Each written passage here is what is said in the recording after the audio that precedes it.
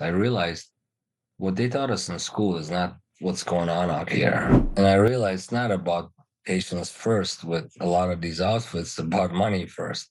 Profit. How do we have morning huddles? What stages? What daily production goals we put on? And I just it was invigorating to me, and I said there has to be a better way. But if you let them let you stop from your mission and vision, you'll never get anywhere. When I started the Top Doctor movement in 2020, there were hundreds of doctors laughing at it. There's nobody's laughing now. Friends, I have a very special guest today. Dr. Kianor Shah, who is globally recognized as a dentist, an entrepreneur, and founder of Desert Dream Dentistry and Spa. He is known for his leadership in dental innovation and artificial intelligent integration. He is the founding regent of the Global Summits Institute and has practiced in over 300 dental offices, earning numerous fellowships and academic honors throughout his career. Welcome, Kianor. Thank you so much for having me on the show. Tell me, how did your journey begin? My journey, wow, it's a long story. Born in Tehran, 2 days after the Iran-Iraq war broke out, then moved to Germany. Actually, I moved to Germany days after Khomeini, the revolutionary guy, passed away, and moved to Germany. Germany, the wall came down, and that was in '89. And also, they won the World Cup. Then I moved to the United States for higher education, and 11 shortly happened after that. So I've seen some events in my time in the world. I'm going to ask a tough question. You know, from a country that many people do not understand, yet I know you have a heart of gold.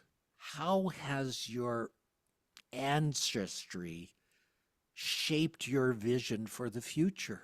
Well, I grew up in the Islamic, Christian, and Jewish environment all my life, all my at least. Persians are very disciplined, more solo individuals versus working in groups, and they have over 7,000 years of history. So there's a lot of cultural custom and norms. My dad used to travel a lot for his job, so I got to travel with him as a child, and how to learn a lot about different and cultures and languages and so forth at a young age. I'm not sure if particularly Persian culture has affected me as much as have the world's three very well-known empires have. The German, the Persian, as well as the American. But they have certain strict ways they do things, and so do the Germans. I think I've gotten more from the Germans than I got from the Persians, having gone to high school there and being there for about 10 years, my early young age. Very Those disciplined were people, very formative strict. days. Those were formative days. And your dad had a huge impact on you as well, I understand. Yes, I really looked up to him. He made a lot of sacrifices in his life for his kids and his family. And I don't know if I would have the courage that he had, traveling to 3 different continents, restarting fresh, and to a better environment for his family. So, yes, that played a big role. And unfortunately, he recently passed away, and to take on and continue the legacy. Well, let's dedicate the show to your father because he has been so instrumental in you being such a leader today. Thank you. I appreciate that. Okay. Now, you've practices in over 300 dental offices. What has that diversity of experience taught you about patient care? You know, The reason I practiced in so many offices was mostly during the time I was doing an MBA at night and moonlighting during the day, sort of going from office to office as a provider, as a temporary provider, or fill in and so forth. And I got to really meet our colleagues and see what challenges they face in their patient care and their personal lives, to be frank. Spend a lot of time talking to them in our breaks and throughout various processes when going there. You know, every in dentistry at least, we're very isolated, and every doctor has a different philosophy on how to create live up to their oaths for taking care of patients. And it's interesting to see what somebody considers a substandard case, somebody else thinks is beautiful work. Environments are all different. Some invest heavily in technology, some don't. Some are really good with their staff, some aren't. So it's very nice to kind of take a little bit from every place you go to and create your own based on what your beliefs are. The right thing to do is. And you've been a maven at incorporating technology, including AI. Can you tell our listeners a little bit about that? Well, I'm in my 19th year of practice. Our practice in Southern California is one of the few practices left that has 5-star reviews on all review platforms, and we invest a lot in technology and patient satisfaction. You know, first and foremost, that's more important to me is patient satisfaction. You know, the old saying, "The customer is always right."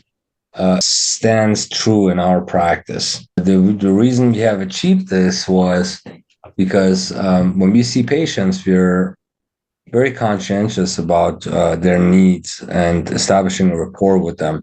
We don't argue with them over finances. We don't, usually we try to solve the situation immediately. If they're unsatisfied with the work, we do it at no cost, so on, which have led to our practice to grow. In terms of technology, yeah, second most important thing that has helped me achieve my dream practice was heavily in technology. Some businesses require investment heavily into marketing. In our profession, I found the best marketing be word of mouth and the utilization of visible technology in the office, which skyrockets my case acceptance. So, for example, I was one of the first ones to use AI as a diagnostic tool to create treatment plans for certain patients, or to analyze the CT scan that we would take on patients to get more accurate diagnoses, not miss anything, and also increase my case and case acceptance.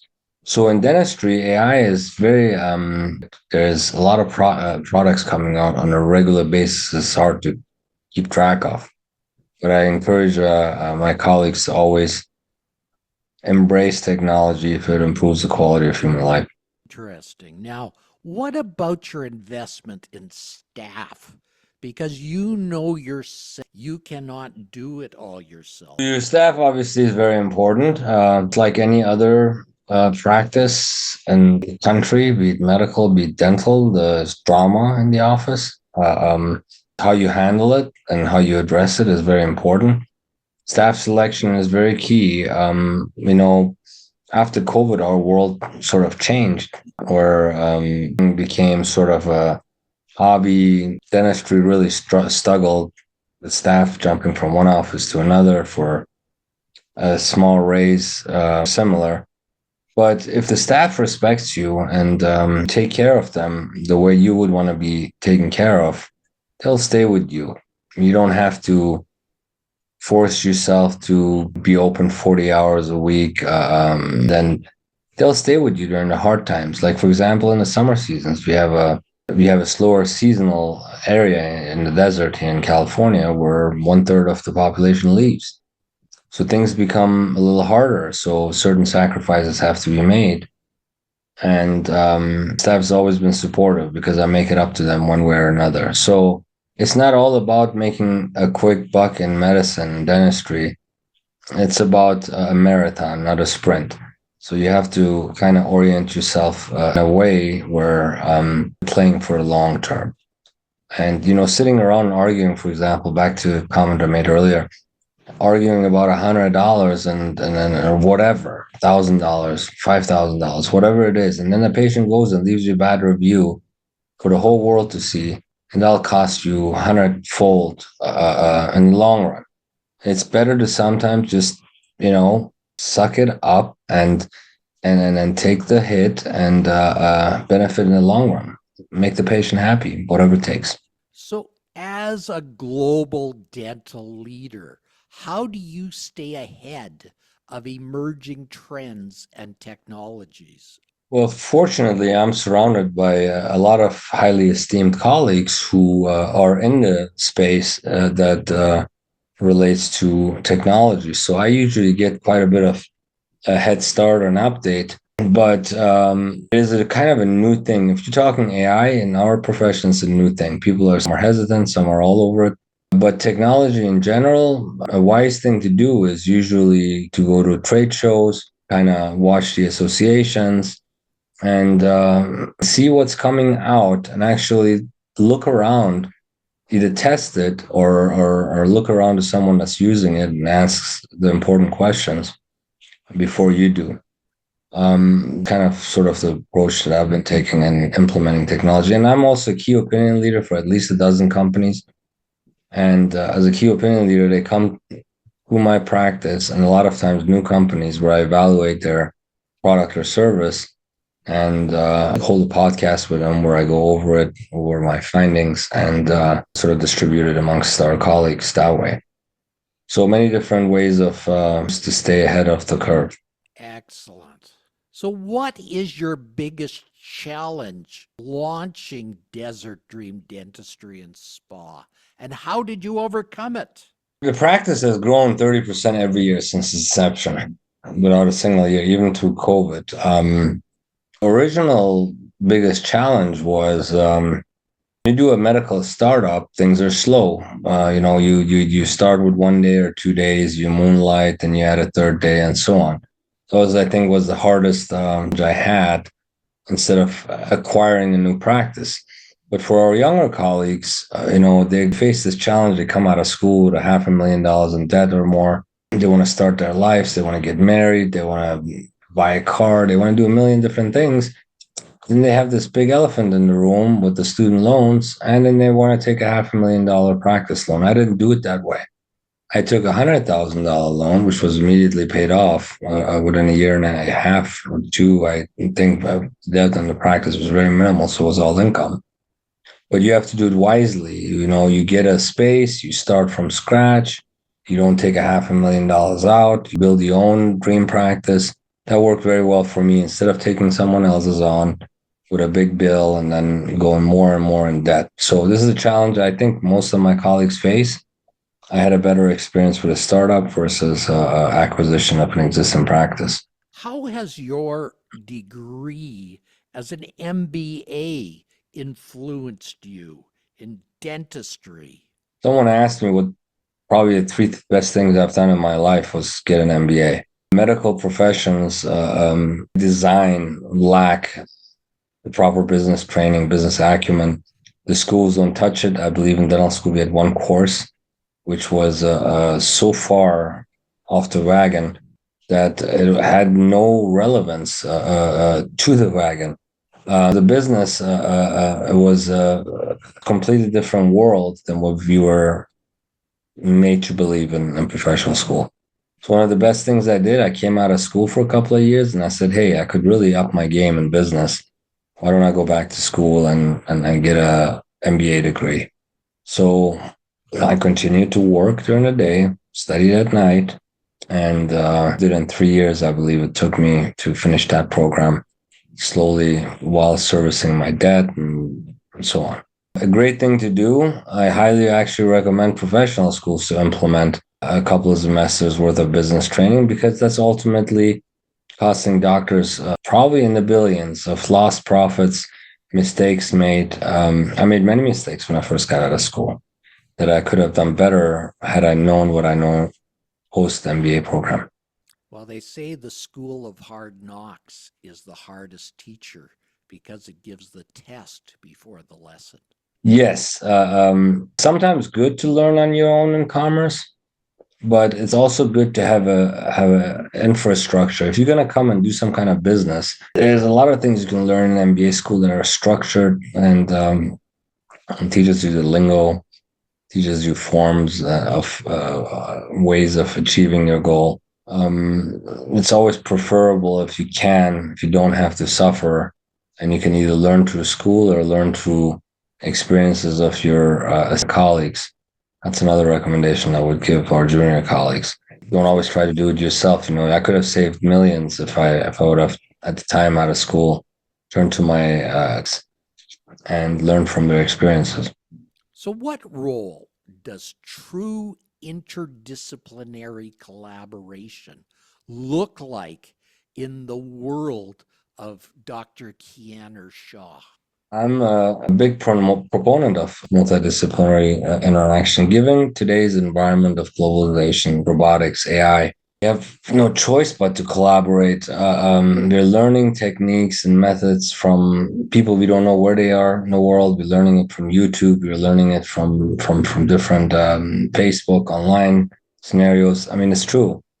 And there's only really, for example, in my industry, when you do a filling, there's only one right way of doing a filling. There's not 100 different ways that the accreditation bodies and the local governments and regulatory bodies have all put their own versions on. So standard of care, creating consensus is very important for all professionals across the world. But dentistry, particularly, much of the hospital medicine business, they do collaborate. You get a heart surgery, you're talking to the pathologist, you're talking to the radiologist, you're talking to the lab.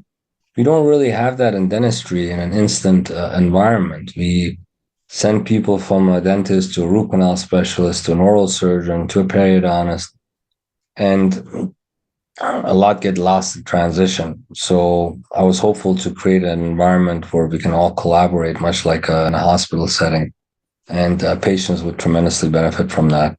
So interdisciplinary collaboration, which is part of the mission of the Global Summits Institute, has been one of our top priorities at the Institute.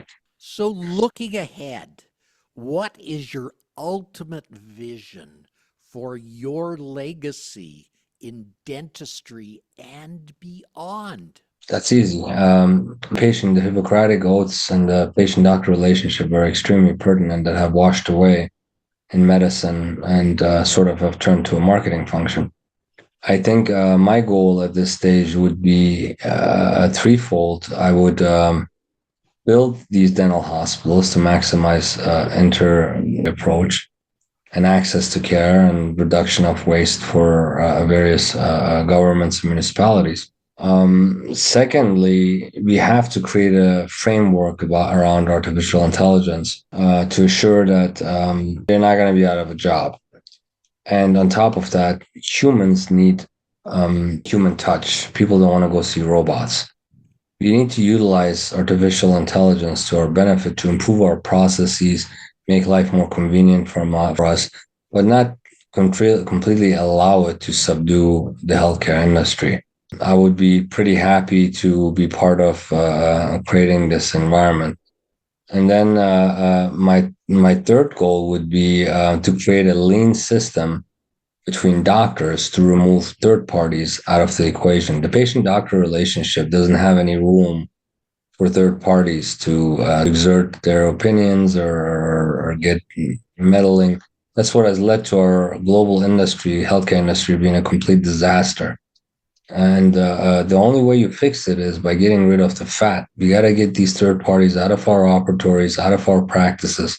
They want to profiteer in medicine and healthcare. They should probably go and learn what medicine and healthcare is really about by going to a 8-year program. Because a doctor has this thing in the back of their mind called the Hippocratic oaths. And when we make a decision, we're not thinking as an MBA person. When we order something for a patient, we're not getting the cheapest thing that might compromise their health down the road. We are looking at many factors. We're like, this is a human. We're not going to do harm. Would I want to have this in my mouth? And those type of things. In corporations, that doesn't really necessarily happen that way. You have MBA people, boardrooms, completely down. So preservation of the doctor-patient relationship is a top priority that I would like to see back to what it was for millennia before these questions moved in the last 50 years. Kianor, you are one of the founding regents of the Global Summits Institute. Could you tell everybody about that? I'm the founding regent of the Global Summits Institute. Okay, let's get that totally straight. He's the founding regent. Yes. 4 or 5 years into practice or less, no, actually it was less, it was about 3 years out of practice, I realized what they taught us in school is not what's going on out here. I started working, traveling, ended up at some of these corporate offices, and I realized it's not about patients first with a lot of these outfits, it's about money first, profit. How do we have morning huddles? What stages, what daily production goals we put on? And it was invigorating to me. And I said, there has to be a better way. And so I looked around and I'm like, how can I get a bunch of doctors together to start a conversation? And I realized doctors love continuing education. Some do it for their license requirements, some just love continuing education. Most do. It brings us together. So I started an institute focusing on continuing education. From that, it into a global enterprise of sorts of just from over 160 countries now. And what started with education and it continues to date. Our podcast have been viewed over 3 million times by different medical and dental professionals, unique visitors. And at the same time, we have achieved a lot on various other fronts. So that's another recommendation that I make to colleagues. If you want to get into the heart of doctors, education is where you get it. Excellent. Kianor, you have won many awards in your lifetime. The most recent being the Humanitarian and Healthcare Visionary Award of the year 2024 2025. Could you tell me what that means to you? That was given by the IOFP, the International Order of Fantastic Professionals. It's quite an honor to have received that award. Being a humanitarian is not just about doing mission trips and things that are part of it, but you really have to be somewhat selfless in what you want to achieve. Succeed in a project or an endeavor, that's a lot more rewarding to me than having, say, a big house or driving a Ferrari. I'm not a materialistic guy at all. And I reinvested all back into my patients and my activities in the community and projects that I do. So it's great to have this recognition by the order. But over the years, what started as no's, no, the first couple of years, all end up turning to yeses if you just stay persistent. You draw an image of the future of your life and you hang it on that wall and you look at it every day and you take a step towards it every day and you will eventually have that life you're looking for. So those awards came really rapidly over the course of the last 10 years, probably not so much during the first 10 years of my career. But I never compromised one iota of the vision. And here we are today. What would you tell a person that wanted to walk in Kianor Shah's footsteps? You are going to encounter a lot of naysayers, a lot of pessimists. You're going to encounter a lot of people that just don't want you to succeed. But if you let them let you stop from your mission vision, you'll never get anywhere. You have to brush that off. Like when I started the Top Doctor movement in 2020, there were hundreds of doctors laughing at it. Nobody's laughing now. Those critics have all but disappeared. So you have to really be persistent in your vision. And compromises in certain scenarios are needed, but you have to be very persistent with your mission and vision. And then you're going to make mistakes and you're going to learn from those mistakes. And the next time you're going to encounter those same situations and you'll be better. And on you go. You can't let anything wear you down. And that's my anything is possible. That's my recommendation. Stay persistent every day. Take one step towards your goal, and you'll see wonders happen in time. Tell me about some of those meetings that are coming up. They sound very exciting to me.